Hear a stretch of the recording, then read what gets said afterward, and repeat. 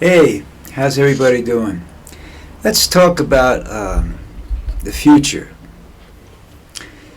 You know that we're working on things like artificial intelligence right now, and I'm not so sure that, and I've specified that Stephen Hawking and some other brilliant minds, much smarter than me, have said that that's not a very good idea um, because we can't control it.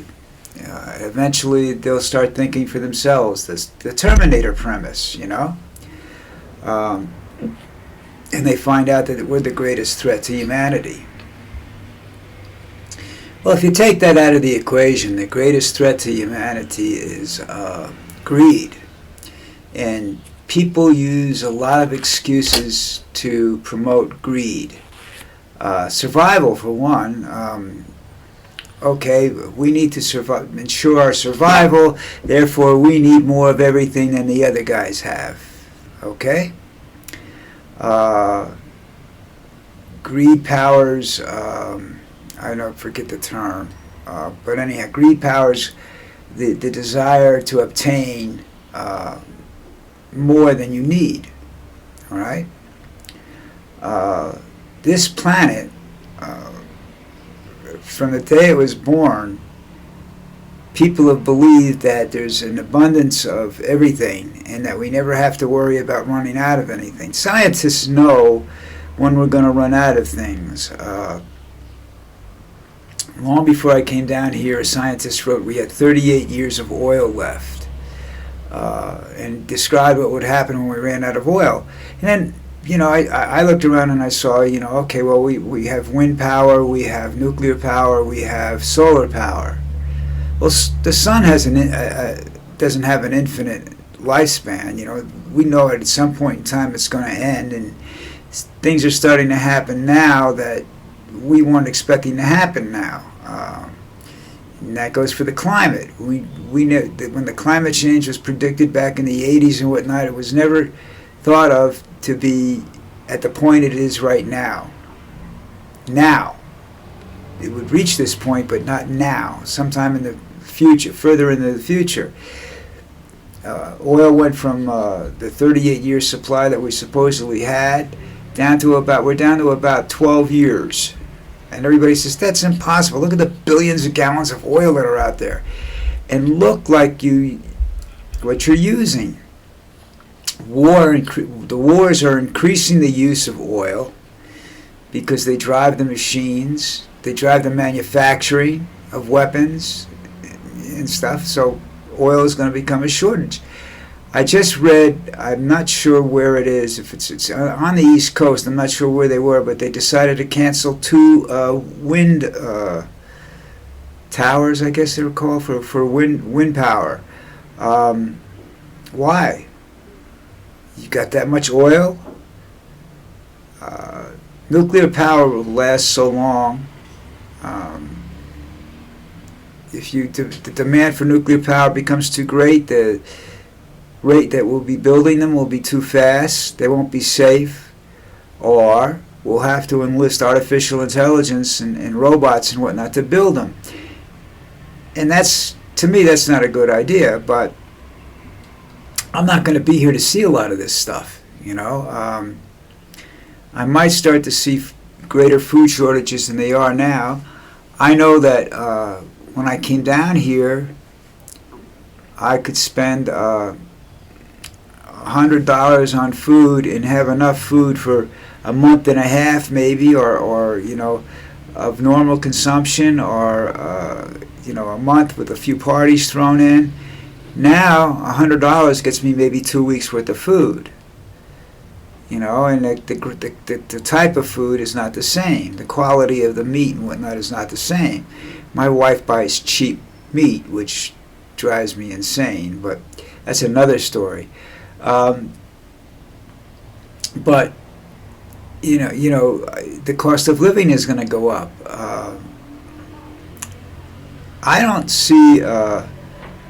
I'm one of these people that reads, and I've read the stories and the news articles and whatnot. And that's why I used to like newspapers, because it was much easier to read in depth stories from 2 or 3 newspapers. Now I have to go scan the internet, and I'm not sure what I'm reading is accurate or not, because I'm not sure who these people are that are writing these stories. Are they real or not? Especially now with, again, we have artificial intelligence writing stories. Did if your favorite author write this book, or did Stephen King write this book, or did AI write this book? That's what you have to look at right now. Did some individual playwright, author, whatever, say this, or did AI create this? Are those pictures really of Gaza, or are they AI created? I don't know how you check all that stuff using electronic brains, because the AI is an electronic brain. But I don't, I getting back to greed, artificial intelligence is greed. You want more. You want to be able to do more with less. Okay? Well, that's great, but what do you do with the less? Look at Nvidia. Nvidia says they're laying off 14,000 jobs, all right? That's okay, because it's not in one country. It's not in one city.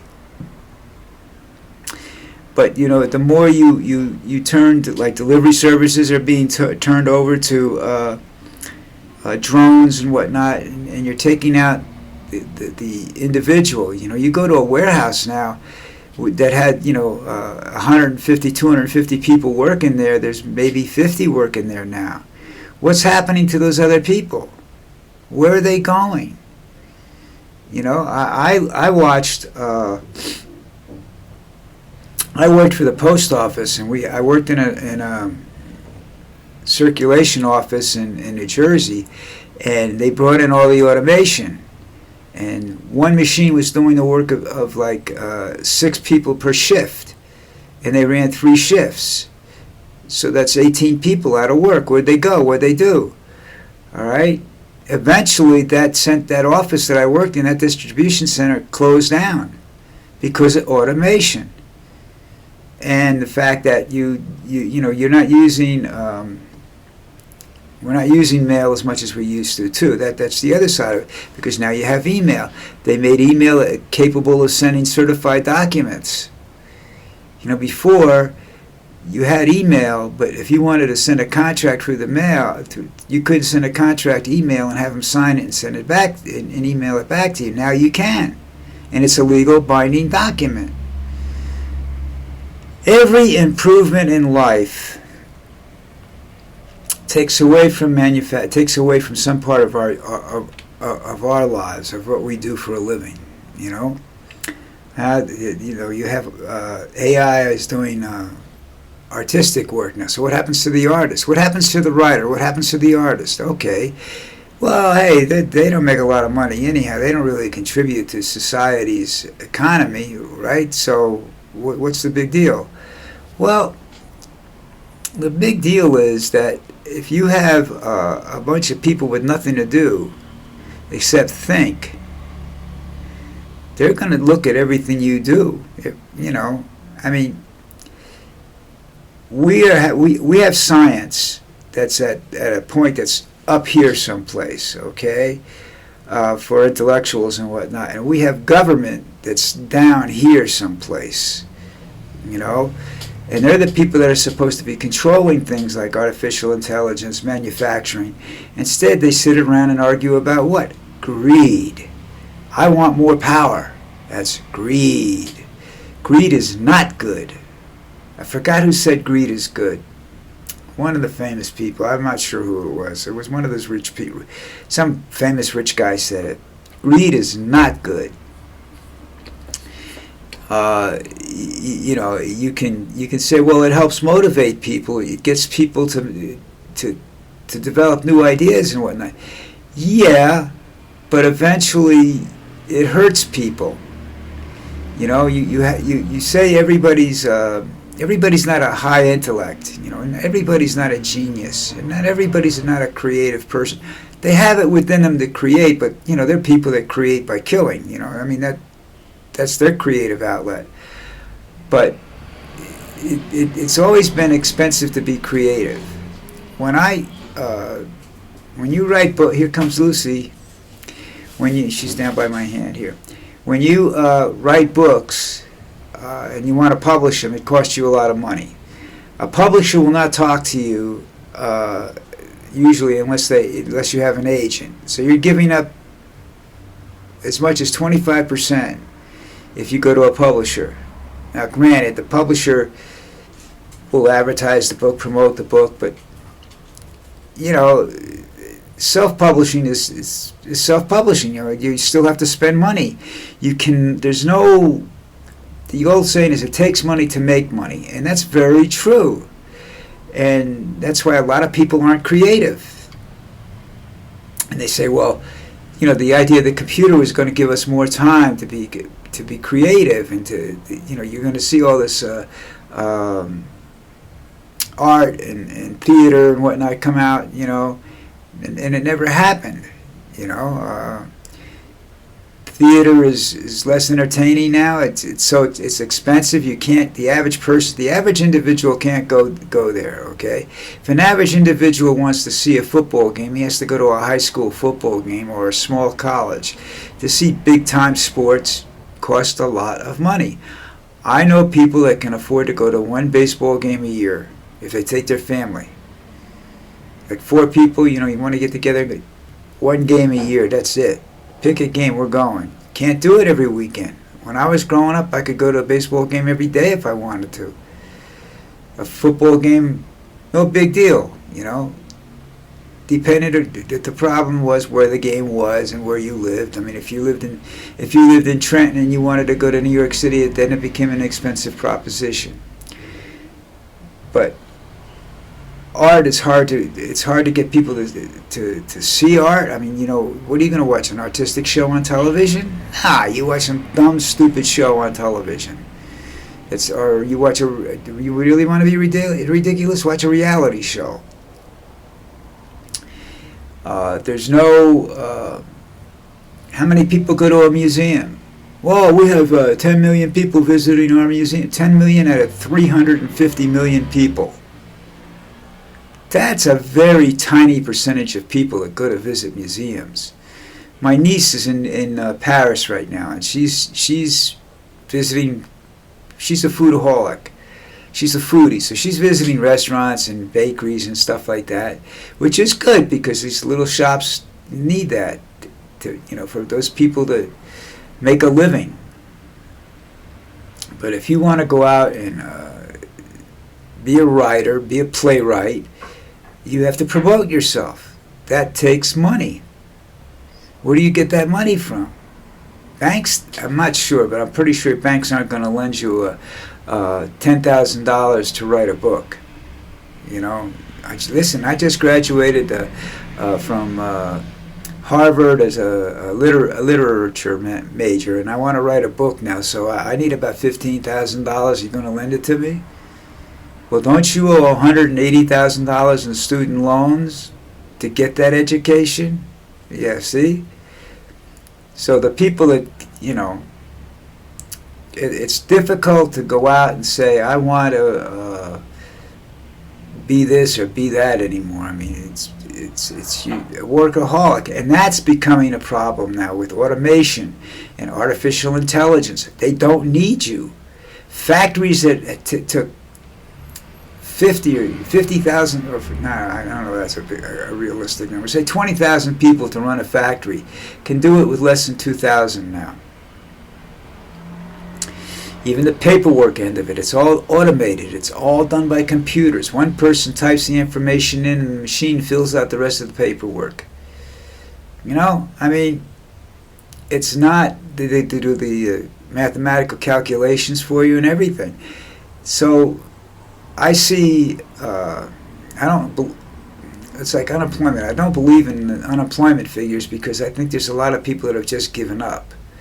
The homeless population wouldn't be as big as it was if all this, people were working. I mean, you would see the normal people that you would see in the homeless situation are people that have addiction or mental problems, but now you're seeing highly intelligent people, families, homeless on the streets, living in cars. Where's that coming from? Greed. Greed inspires wars. You know why? Well, I want what you have.